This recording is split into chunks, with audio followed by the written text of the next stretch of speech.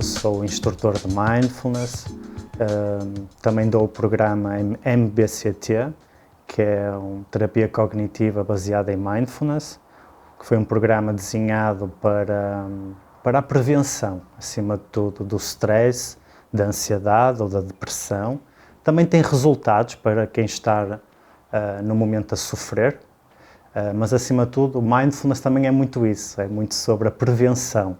Portanto, o Mindfulness significa atenção plena ao momento presente, não é? Sem julgamento. E aqui é que está também a chave do Mindfulness. Portanto, quando eu observo, quer que seja sem julgamento, torna-se muito mais receptivo. Ou seja, e isso também implica as coisas más. E se nós não julgarmos ou criticarmos as coisas más, abrimos então uma nova porta, não é? Para a própria conexão com essa sensação mais desagradável. E também deixamos de estar presos ao agradável, porque nós sabemos que tanto o agradável como o desagradável é impermanente. Portanto, se chegou, também vai desaparecer. Qualquer pessoa que esteja afiliada a uma religião, ou até que um ateu que não esteja afiliado a nenhuma religião, pode praticar o Mindfulness, porque acima de tudo o Mindfulness é connosco. Portanto, eu também posso praticar o Mindfulness também para com os outros, com a compaixão. Mas a chave principal é a autocompaixão, é começar por mim primeiro. Portanto, eu primeiro começo em mim, não é? E depois de eu ter essas qualidades, aí quando eu for também retribuir a compaixão para com os outros, vai ser uma compaixão com conhecimento. Porque se eu não for autocompassivo comigo, como é que eu vou conhecer a verdadeira compaixão, não é? Por uma pessoa. Muitas vezes nós dizemos isso, não é? Eu faço tudo por aquela pessoa, não é? Nem sobra tempo para mim. Portanto, eu até faço aqui um convite a quem estiver a ouvir para retirar só um bocadinho de tempo a essa pessoa, dar-se a ela própria e depois voltar outra vez a dar esse seu tempo a ela e notar o que mudou.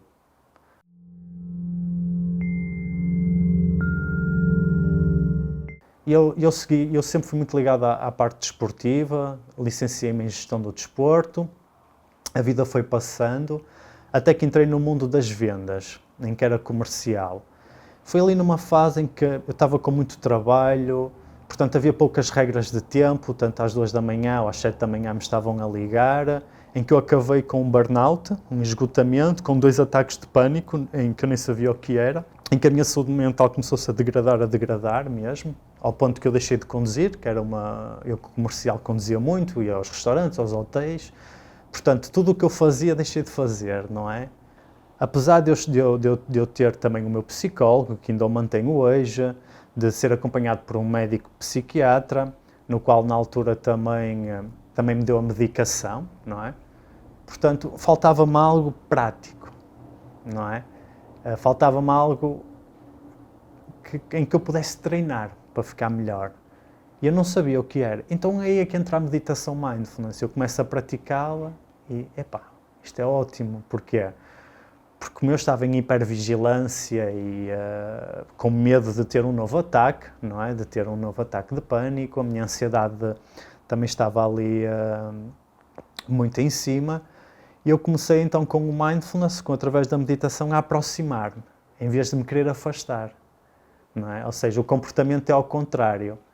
E é esse primeiro encontro de um comportamento totalmente diferente àquilo que eu estava habituado e que a nossa sociedade está habituada, porque está muito enraizado esta aversão às coisas e querermos fugir ou até querermos lutar também com a própria experiência, que isso o que é que faz? Agrava a experiência inicial.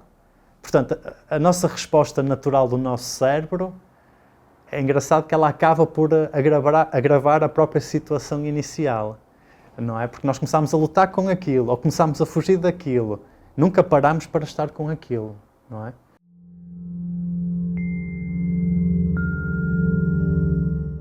Eu sei que em Portugal, felizmente, já está... Posso dizer que já está bem estruturado nos hospitais principais, não é? Nos maiores hospitais públicos do nosso país. Já tem lá dentro pessoas que utilizam o Mindfulness até para a dor crónica, até recentemente soube que até agora estão a investir no próprio ensinamento dos enfermeiros. Inclusive, até hoje, a profissão que eu tenho mais participantes é de enfermeiros. Portanto, as grandes empresas já apostam muito, não é? Por exemplo, mesmo lá fora, as Google, Nike, Apple, todas elas têm um departamento de Mindfulness. Cá em Portugal também, como a Hitachi, a Superboc também já procura profissionais. Portanto, as grandes empresas já procuram profissionais de Mindfulness para os colaboradores. E ajuda de várias maneiras, pode ajudar, nós sabemos o volume de trabalho de hoje em dia, os estímulos, o stress, os trabalhadores estão constantemente sob alta pressão, não é? Portanto, e essa alta pressão é sempre no futuro, não é? Porque mais vendas é o futuro, por exemplo, não é? Tudo é muito projetado para o futuro, então deixam de estar no presente. Não é? E se a minha cabeça e a minha mente está constantemente no futuro ou no passado, não é? Portanto, a vida passa sem nós estarmos aqui, porque só existe o eterno agora. Por exemplo, o amanhã, só nós é que imaginamos que amanhã, por exemplo, é domingo e que eu vou almoçar ou com a mãe ou com o pai, mas ele não existe, nem sequer existe, não é? E o passado que existe também está muito fragmentado, é quase como aquela pizza já toda cortada, não é uma pizza inteira em que nós nos lembramos de tudo, não é? Portanto, ou seja, é como se estivéssemos a vivermos noutros tempos, não é? E não no único que existe, que é este aqui, é eu, por exemplo, estar aqui a conversar contigo e neste momento eu estou a sentir as solas dos meus pés enquanto falo contigo, o peso nesta alcatifa, ou seja, eu estou 100% conectado com o que está a acontecer aqui, com o que está dentro de mim também, que este é o modo de ser, ou o modo de estar, não é? Em que nessas empresas, basicamente, eles estão às 8 horas no modo de fazer, não é? O modo piloto automático. E o Vítor pergunta-me assim, mas é mau? Portanto, não é mau necessariamente, porque, até posso dar um exemplo, eu próprio estudei cozinha. Na hora de ponta, na cozinha, eu não podia meditar, não é? Não dava jeito. Eu precisava então de estar com adrenalina, de ser mais rápido a responder às coisas para o serviço a ficar feito, não é? Portanto, o que é importante é o antes e o depois, e eu não estar nesse modo de fazer também, por exemplo, ou com preocupações de casa, ou preocupações que vou ter que ir trabalhar e tenho uma colega que eu não gosto, ou trazer problemas da semana anterior, ou seja, eu estar no futuro, antes de começar no trabalho, portanto eu não estou presente, começo o trabalho, eu estou com a adrenalina do trabalho, também não estou no presente, e saio e vou para casa, encontro os problemas também do dia-a-dia e continuo a ruminar. Portanto, então eu passo o meu dia todo em que o meu corpo, não é, está sempre a produzir hormonas como o cortisol, não é, ligado ao stress, como a adrenalina, portanto está sempre a haver descargas químicas no nosso corpo, que depois é que dá a depressão, dá os ataques de pânico. Portanto, as empresas, aquelas mais sensíveis, que prestam esse cuidado, porque um trabalhador que esteja mentalmente saudável, ele vai identificar muito mais coisas, vai ser muito mais produtivo, não é? Vai render mais à própria empresa. Ou seja, é aquela velha questão, se a empresa retirar um bocadinho de tempo de produção para dar de saúde, quando ele voltar, em vez de estar lá às 8 horas ou isso, com a cabeça em baixo, não, ele pode estar, por exemplo, 7, mas vai estar a produzir muito mais. Por exemplo, os nórdicos já fazem isso, mas na retirada de número de horas. Preferem que uma pessoa vá trabalhar 5 ou 6 horas, mas então a pessoa vai produzir em 8 horas, a gente já entra cansado. A gente já entra no trabalho, 8 horas, já vai cansado, não é? Portanto, este cuidado, e vem ao encontro daquilo que eu te estava a dizer, da compaixão e da autocompaixão. E eu, se retirar um bocadinho de tempo àquela pessoa e eu me der a mim, quando eu for ter com ela, pode não ser muito tempo, como era antes, mas vai ter mais qualidade. Portanto, é exatamente igual às empresas, não é? Se a empresa despende um bocadinho do tempo do trabalhador para ele se cuidar, o trabalhador, quando for para a tarefa, vai estar muito mais ativo, muito mais... E o mindfulness é isso, é trazer essa atenção plena para nós, não é? Para cuidar de nós também. Passar tempo comigo próprio. E isso quer dizer o que é bom e o que é mau. Mas eu estar com isso. estar presente para com isso, não é? Portanto, eu diria que esse é o maior benefício do mindfulness, é esse tempo meu, para mim.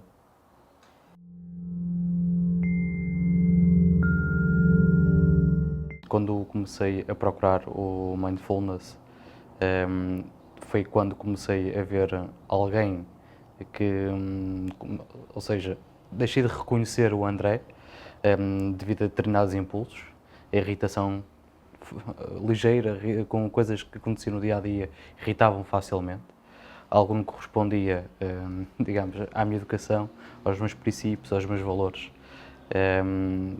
O stress era constante, as noites mal dormidas, muita coisa sobre o trabalho, sobre a vida pessoal, não me permitiam descansar, estar presente nos momentos, seja como pai, seja como profissional, seja como responsável da equipa, intervir nas tomadas de decisão, em análises, portanto, basicamente houve ali um momento em que, ok, vamos parar, explorar soluções, e a partir daí comecei a procurar o mindfulness para tentar encontrar ferramentas que me pudessem ajudar, não só naquele momento, mas também para o futuro. Porque se eu cheguei até ali e não era assim, não é? Isso poderia voltar a acontecer no futuro. Como eu trabalho na área comercial, seja as vendas, os objetivos, isto faz tudo, faz parte do dia a dia e cria muita pressão nas equipas. Em mim, nas minhas chefias, nos meus colaboradores, em todos. Ninguém é isento a sentir esta pressão. A diferença está como é que nós lidamos com ela. E aqui é o mindfulness que acabou por me ajudar a longo prazo, a ajudar-me a lidar com essa pressão. Faz parte, não é? E acaba-se por tornar então uma pressão saudável. Não é? Eu costumo dizer à minha equipa que todos nós somos loucos, mas podemos tomar dois caminhos, ou sermos loucos e tomarmos erros e também fazermos as neiras da nossa vida, ou sermos saudavelmente loucos. Okay? E isto acaba por ser o saudavelmente louco, o lema da minha equipa. Okay? E acaba-se porque é um bom ambiente, é? E as coisas começam a mudar e a médio prazo, quando nós começamos a exercer o mindfulness, seja no momentos de pico de stress e saímos por determinados momentos, fazer uma meditação de 3 etapas, isto muda muito o nosso dia-a-dia. Só não o tornamos numa rotina, porque eu não quero que o mindfulness seja algo da rotina de alguém que ainda não o procurou, ou porque não sente necessidade, ou porque não tem a curiosidade. Eu não estou lá para vender o mindfulness, eu só quero estar lá, como já passei determinadas situações difíceis, mostrar que isto existe, ok? E independentemente das nossas crenças, da nossa fé ou falta dela, o mindfulness funciona com toda a gente.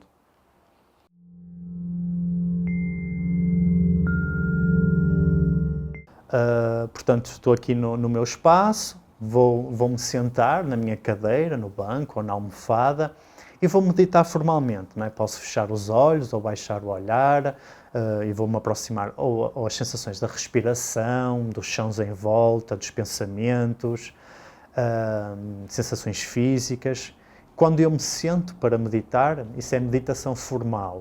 Depois temos a informal, que é precisamente isso. A informal pode ser tudo, pode ser escovar os dentes, portanto eu pego numa escova, posso começar por sentir o peso da escova de dentes, a seguir coloco a pasta de dentes, posso observar a cor, algumas até têm aqueles pormenores de mentol, aquelas pintinhas, a seguir o escovar, a sensação da escova nos dentes, o sabor, portanto isso é meditar informalmente, ou tomar o banho, a pressão da água, o cheiro do shampoo, o toque, a temperatura da água.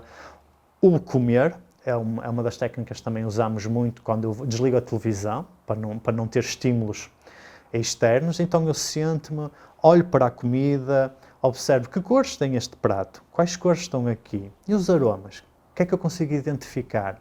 Consigo identificar mais do que um, dois, tudo num. Portanto, depois ao saborear, não é? Posso observar também de perto, na colher, os alimentos, a sua cor, a sua textura, levo à boca, mastigo calmamente, começo a sentir o sabor também a explodir, começo a notar o salivar e o impulso. E é quando nós observamos os impulsos que o mindfulness é muito importante. É aí que nós podemos ter, eu não gosto da palavra controlar, porque a gente acaba por não controlar nada, mas o impulso às vezes é o tempo de não reagir que nós temos. Isso pode acontecer numa discussão em que eu tenho vontade ao impulso, mas o mindfulness deu-me 5 milésimas de segundo dizer isto é um impulso. Portanto, eu posso recuar ainda. E então isso também nós notamos, por exemplo, numa meditação informal em que estamos a comer, em que levamos o alimento à boca, não é? E começamos a sentir a vontade de engolir o alimento, não é? Isso é um impulso. Então nós começamos a notar que isso são coisas subtis em nós, mas que estão lá. E quando nós levamos mindfulness, essa atenção plena para esses momentos, a gente observa esses pormenorzinhos que acontecem em nós, e isso através de uma meditação informal. Portanto, na formal ainda mais se observa os impulsos, as reações, e que não é nosso. Com a meditação apercebes-te que a ansiedade está a passar por ti. Porque então, mas tu és ansioso o dia todo? Quando estás na natureza, ai não, mas estou calmo também. Então pronto, então és calmo ou és ansioso, não é? Não. A ansiedade pode passar por mim, a tranquilidade também pode passar por mim, e isso, o bonito é que tu observas tudo isso quando estás a meditar formalmente. Portanto, tu és um observador das sensações a passarem por ti. Eu posso estar a meditar no máximo uns 45 minutos, por causa da posição, então tu vais observar que a ansiedade passa por ti, vai embora, vem o relaxamento, ele vai embora, volta a vir a ansiedade, volta a vir um desconforto, e sempre a passar, e tu olhas e dizes assim, epá, mas o Renato está aqui realmente, ele está aqui a olhar só para o seu corpo, como se houvesse outro mundo que está aqui, não é como se houvesse, é que é mesmo, que está aqui a existir. Portanto, eu adormeço e isto continua a funcionar, não é? O Renato adormece e não se preocupa com nada, não é? Só se preocupa se a almofada está mais fria ou não, não é? Se está tudo bem, e deixa-se ir. E o mindfulness também é isto, é o deixar ir. Por exemplo, o sono também é muito essa experiência. Nós adormecemos só quando deixamos ir, não é? Porque se estivermos com insónios, com preocupações, nós não estamos a deixar-nos ir também, não é? Estamos a ser condicionados por algo.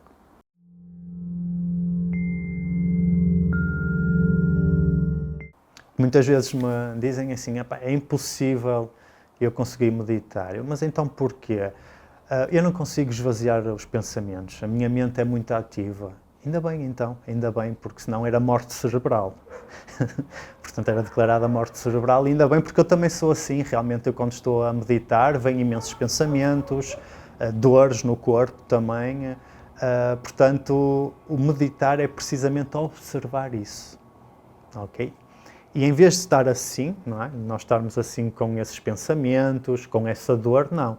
Portanto, a meditação vai-me separar, não é? Vai estar aqui os pensamentos, as dores, as sensações físicas, os chãos, todas as distrações estão aqui. Mas o Renato está aqui, a observar isto, e não assim, não é?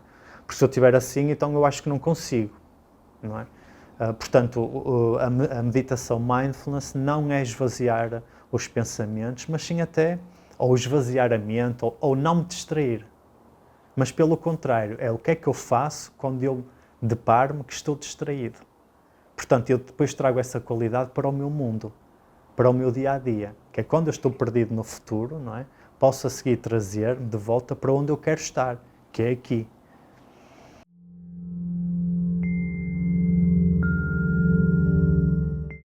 Há algo que as pessoas, por exemplo, começam a praticar o mindfulness e sentem benefícios rápidos, ok?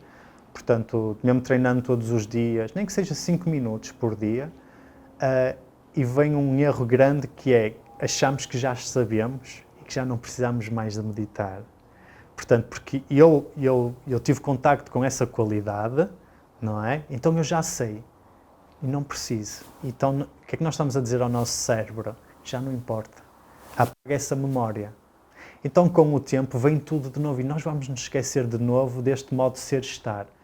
E vamos passar outra vez para o modo de fazer. Portanto, a consistência de irmos sentando, não precisa de ser todos os dias, pode ser uma vez por semana, não abandonarmos a prática, aí sim as qualidades vão se mantendo e é muito fácil nós cairmos nesse erro que eu já sei, já entendi e já não preciso de me sentar. Mas não, aí nós estamos a dizer ao nosso cérebro para apagar, que já não importa. E portanto voltamos a todos os comportamentos que nós vínhamos a fazer, eles voltam todos a seguir para a nossa frente. Por isso a mensagem final é, mesmo que reduzam o tempo, mantenham a prática. É como ao desporto.